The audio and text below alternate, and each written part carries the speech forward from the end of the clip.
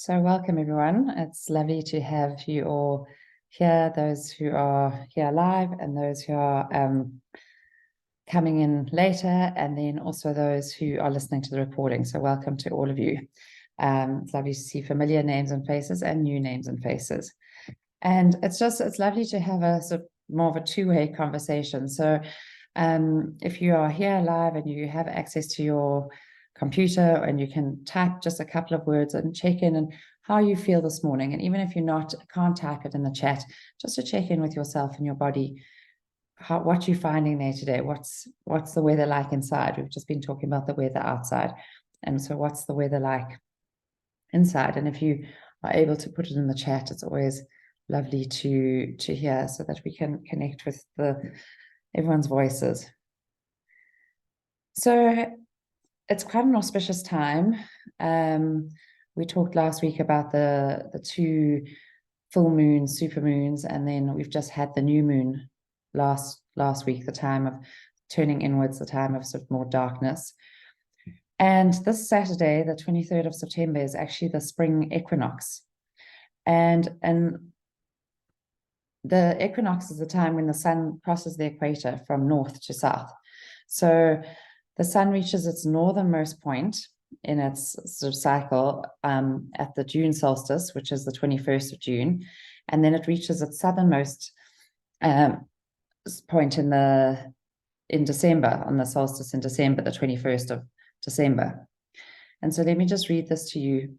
On the days of the equinoxes, which is what's coming up on Saturday, the Earth's axis is perpendicular to the sun's rays, meaning that all regions on Earth receive about the same number of hours of sunlight. In other words, day and night are in principle the same length all over the world. This is the reason it's called an equinox, derived from the Latin meaning equal night. So it can also, the spring equinox can really mark the start of spring instead of just the 1st of September, which is really just a Gregorian date. If we work with the calendars of the moon and the stars and the calendars that used to be used, this would be the first day of spring. And I think looking at a lot of the things in the chat, people are feeling content, energized, at peace, feeling particularly good, a lightness settling in. So if that's not how you're feeling, that's also okay. But there is something that feels very spring-like. And we're just chatting at the start, saying how it really does feel like spring is here. And as I mentioned last week, I come from a very Christian background and used to be very feel very skeptical of astrology. And now I've come to understand how much, the moon and the stars are God's creation and the beautiful patterns that are in the moon and the stars. And I use that little app, Skyview Light, to track. And when it talks about this, like the moon being in Venus or Libra or whatever, you can actually see the moon is sitting in the constellation of Libra. So I really have started to understand it a little bit more. And my Aunt Ellen, who's on this, often shares with me very significant astrological, emails that come through. And I just thought I'd read to you a little bit from this one. I have to read it off my computer here. And just ignore the bits that you don't understand, because there's a lot I don't understand in this, but there are some very significant that I think are good reminders. The fork in the road has arrived. Mars in Libra is holding the great eliminator angle. That's the sort of thing I don't really understand. The 150-degree inconjunct that suggests we move in a new direction while leaving an old one behind. When Mars is leading the transit, this can be quite literal, as Mars rules decisions and choices we make, as well as work and projects we devote our physical resources to. Jupiter holds all our desires for good, abundance, expansion, and all the yummy that life has to offer. Mars is moving past Jupiter in the angle I sometimes call the dozy-do of astrology. Forgive me if the square dancing image is lost on you. The dance move is one where two people appear to change directions by virtue of coming into contact with each other. This playing out with Mars right now, so many folks will be finding themselves compelled to move in a new direction, try a new or different approach to an old pattern, or even just change your mind about what projects you want to focus on. So he says, this is a simple transit, and the guidance I would naturally offer might be a phrase I use in such energetic circumstances. Look for the forks in the road and try something new. And then he goes on a little bit, and then he says, when they oppose each other each year, this was the sun and Pisces, we go through a bank of clouds where we are flying blind and have to move by faith and guidance that comes from the still small voice inside of us. So I just thought that was very pertinent. And after last week's meditation, I had so many people direct messaging me and saying, oh, I listened to the Mindful Moment and you can't believe I just resigned from my job yesterday. Or my relationship has changed and this has shifted. And there's just so much change. And that's what the moon and the stars are supporting. Try something new, try a new direction. And there's a lot of chaos in the world. I mean, we saw the huge storms this weekend on the coast of South Africa. We see the flooding in Libya. We see there's so much around the world. There's so much in the news as well, and in like the US election time and the politics. There's so much in our personal lives. I think many of us, almost all of us, are hearing on a daily basis, or a few people a week who are sick or struggling or just been newly diagnosed with something. So it feels like there is a lot that's very tumultuous outside, and we really have to find balance inside ourselves. We have to stay grounded, and this is why we are practicing this sort of meditation and these sort of mindful pauses. So my mum actually brought this to my attention a while ago, and then I was reminded about it this week. Dr. Joe Dispenza, who we talked about last week, and I shared a podcast on the Spring Shed for an interview with him, which was really inspiring. And if you haven't had a chance to listen to it, please do. And thank you, Cheryl, for your comment on the group this morning. Hopefully it will inspire others to listen. But he's got a walk for the world this Saturday, the 23rd of September, so on the spring equinox, and the significance of that isn't lost on us because stepping into something new. And he's got this walk for the world, and I just thought I'd share you this 2-minute video about just what it is, in case you are wanting to join, because it's so significant to what we are talking about in our Spring Shed. And it's like a 2-minute video. Let me just go back to here and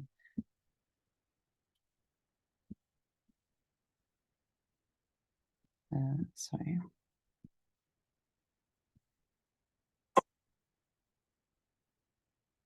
Moment by moment, day by day, when we change as individuals, we can truly change the world.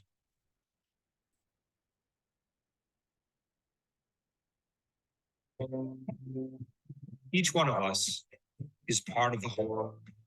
When you grow, we grow.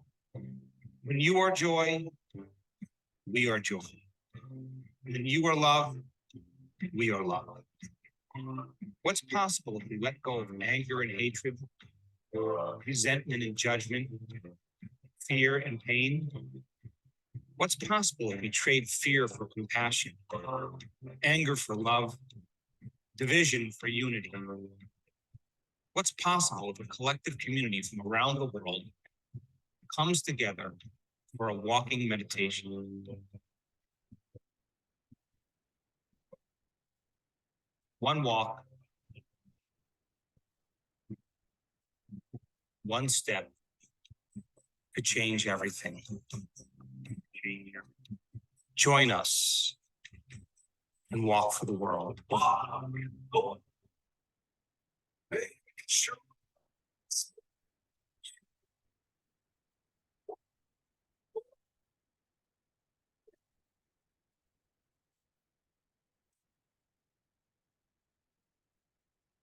So it just looks like something that's incredibly powerful, and there's more and more research about when we all do things as a collective, how we can really change the energy, our own personal energy, and the energy of the collective. So if you look up Walk for the World, you can register. I see that the meditation's actually coming out tomorrow, Thursday, so you can download it. You could become familiar with it.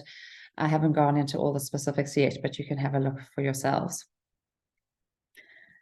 And so I encourage, just for now, we're going to be pausing and just settling into ourselves.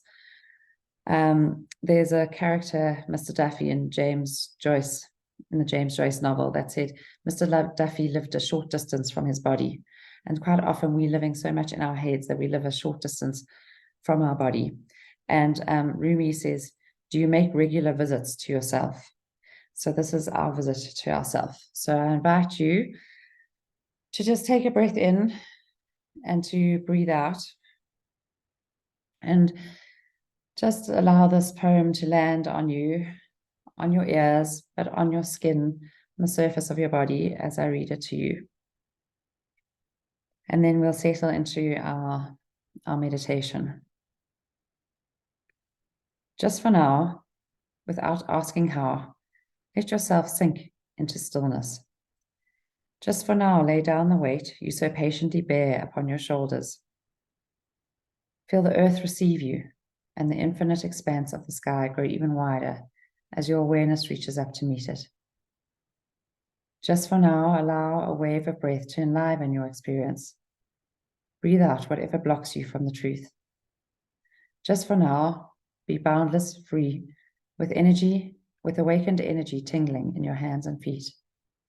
Drink in the possibility of being who and what you really are, so fully alive that the world looks different, newly born and vibrant, just for now. So keeping our gaze dropped towards the earth or our eyes closed. And just invite you to allow a settling in your body. Laying down the weight you patiently bear, just for now.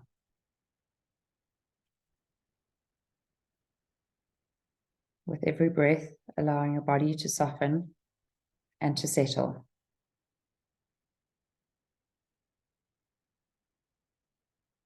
Settling into the chair or bed or floor beneath you.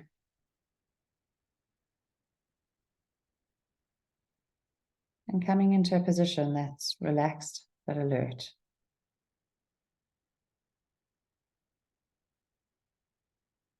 If you're seated on a chair, noticing your feet grounding on the floor,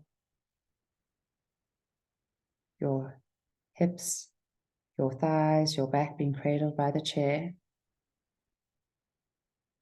If you're sitting on a cushion, noticing the connection of your feet and your legs with the earth, with your buttocks and thighs, with the cushion.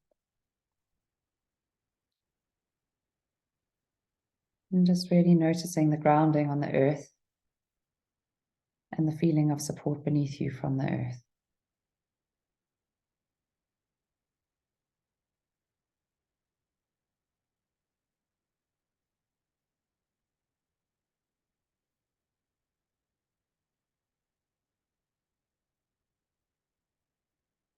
Feel the earth receive you and the infinite expanse of sky grow even wider as your awareness reaches up to meet it.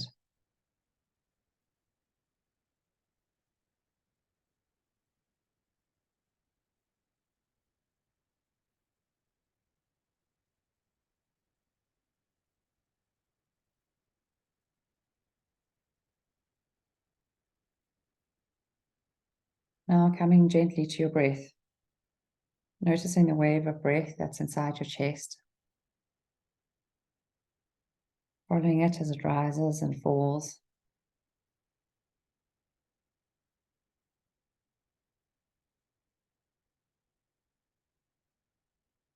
As it ebbs and flows.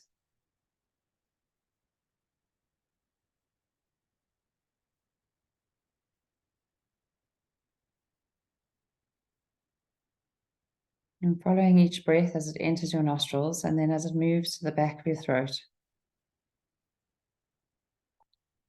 As it fills your chest and perhaps as it expands your belly.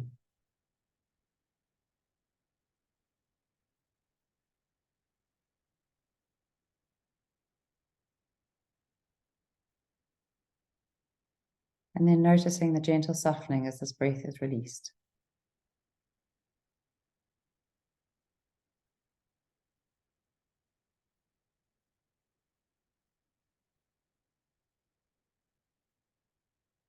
Just for now, allow a wave of breath to enliven your experience. Breathe out whatever blocks you from the truth.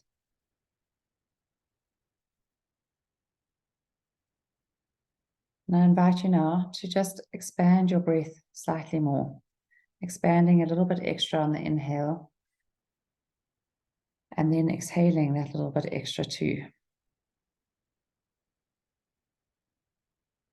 Just for the next few breaths, allowing it to fill up every part of your lung and then exhaling from every part of your lung. Even using your tummy muscles, feeling how they might contract as you force out a little bit of that extra air.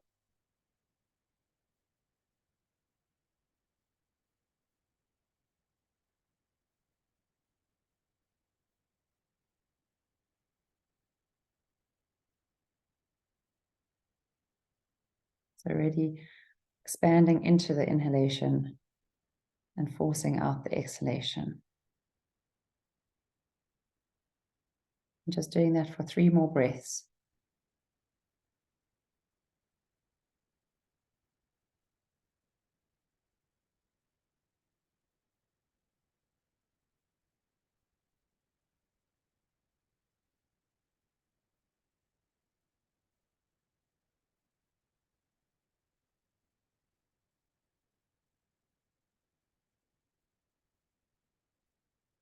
And at the end of that, just letting go of that and allowing your breath to return to its normal rhythm.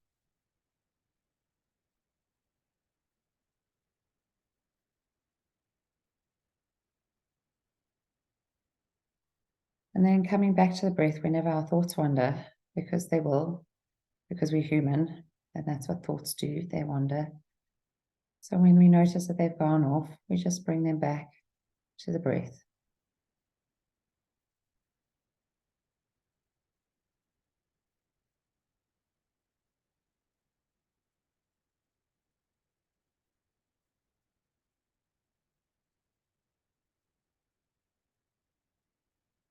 And now we're going to just gently scan up through our bodies, starting at our feet, allowing your attention to drop to your feet and sensing into them.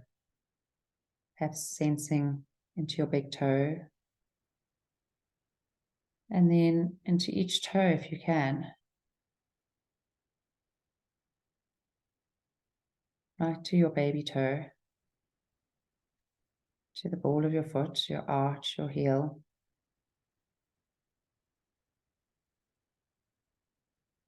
Even sensing into the spaces between the bones. We find the muscles and the blood and the fascia and the nerves.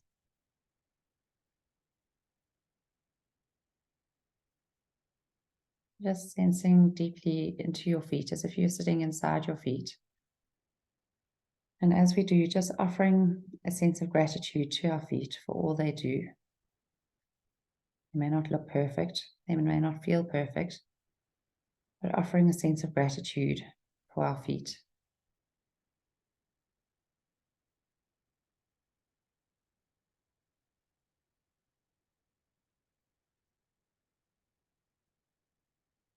And then allowing your attention to move up your ankles, your calves, your knees, your thighs, right up into your hip bones, and holding your legs in your awareness. Sensing into the bones, the tibia, the fibula, the femur, deep inside.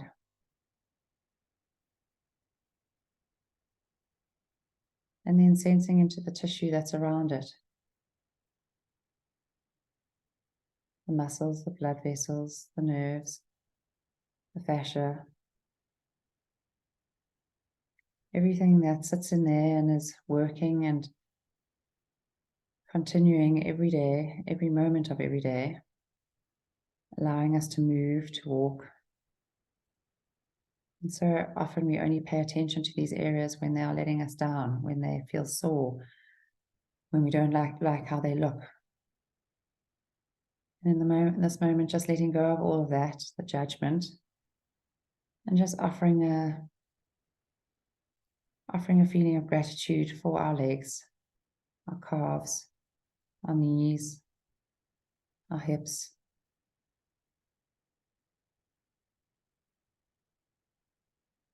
and our ankles, holding our whole legs in our awareness.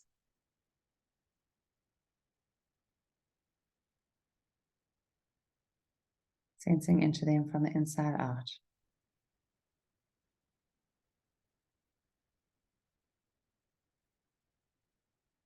And then drifting up into our pelvic bowl, our creative center, this area that holds the organs that create life, that hold life, the organs that digest life, digest our food.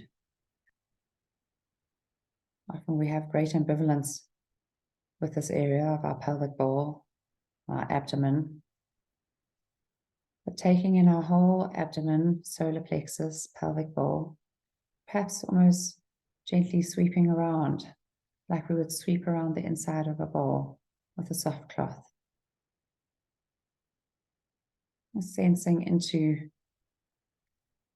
the bony support of our pelvis, this huge support that our pelvic bones offer us, that our spine offers us. And then sensing into the softness of these organs that sit inside. Sensing into the movement, the expansion and contraction that is always happening in this area.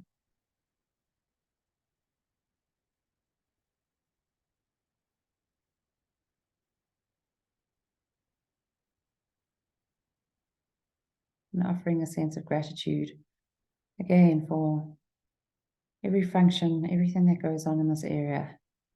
Even though it may be filled with discomfort sometimes, we may have ambivalent feelings towards it, just holding a sense of gratitude for this moment and for all that goes right in this area.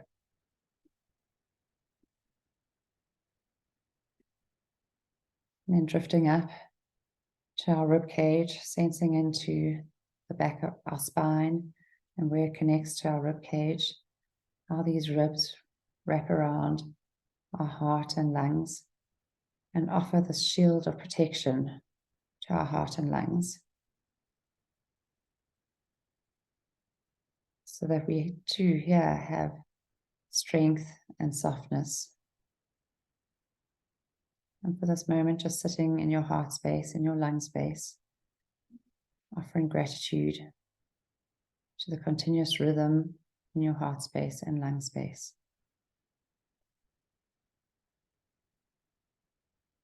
Because with every breath we take, there's more right with us than wrong with us.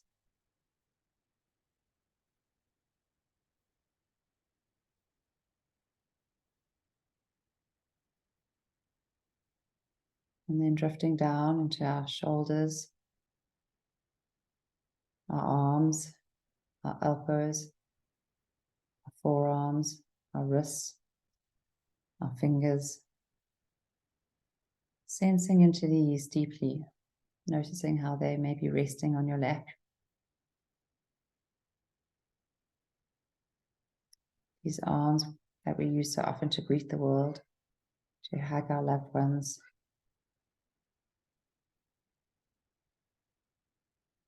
to help feed ourselves, to help dress ourselves. And often it's only with the injury of a shoulder or a wrist, elbow, that one realizes how valuable our arms are to us. And so just in this moment, feeling into and through your whole arms, and offering your gratitude for all they do.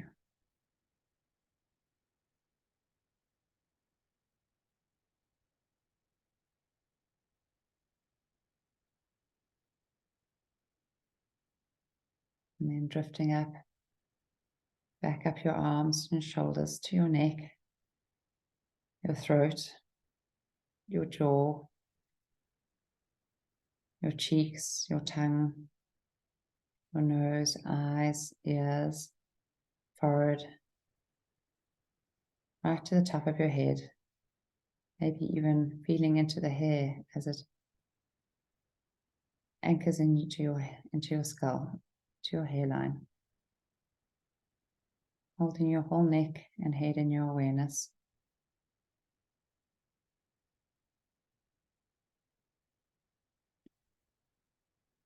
Aware of the senses here, the sense of smell, taste, hearing, sight.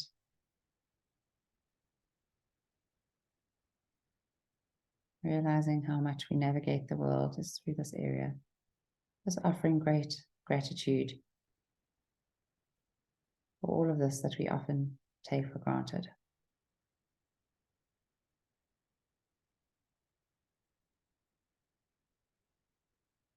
And then dropping down into our heart space and offering a sense of gratitude for ourselves in this moment as we are imperfect human beings.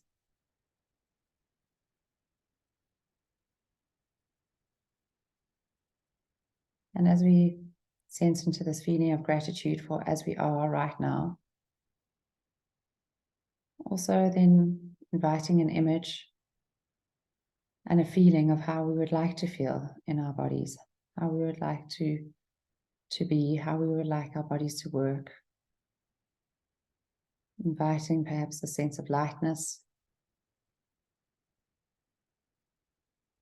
sense of gratitude, sense of flow.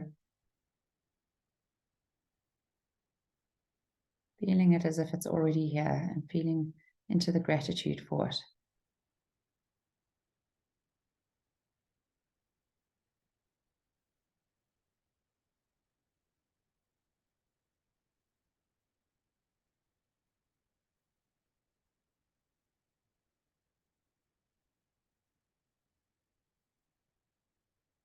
Perhaps we can feel the tingling, perhaps we can feel a light, perhaps we can see a color. Just really sinking into the sense of gratitude, connection.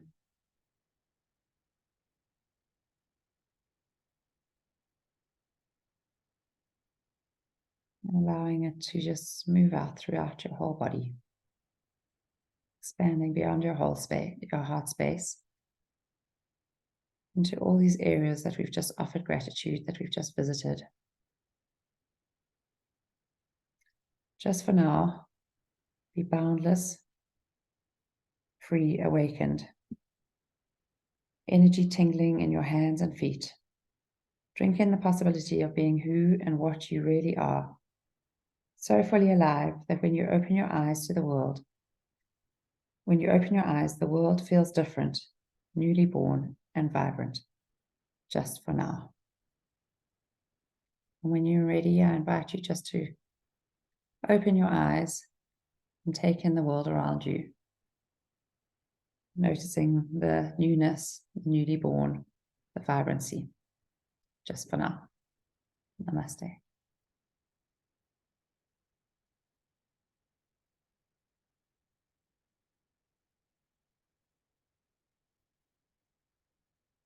Thank you for joining today. For those who'd like to join at 8 o'clock, we're going to be doing Mindful Drop, which I'm talking about Zengest, and actually also a few things about the shed, the detox kit for those who don't have oils yet and who are thinking about it, and also a little bit about, just my oils, how I'm using them. And thank you for joining us. And if you want to join the Walk for the World, I'm sure there are specific times, but I'm sure that if you do it at any time, there are people all over the world doing it. So thank you. You're free to unmute and say anything or give any insights, anything that landed for you. And thank you for all these lovely comments in the chat.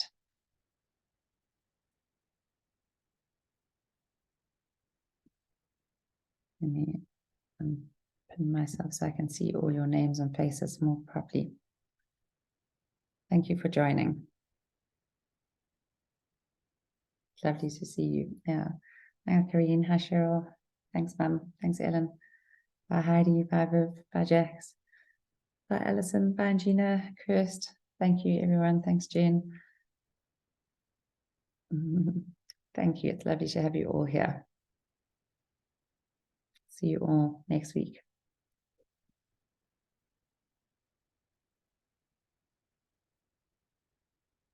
Thanks, Cheryl. I'm going to end it now. Thank you all.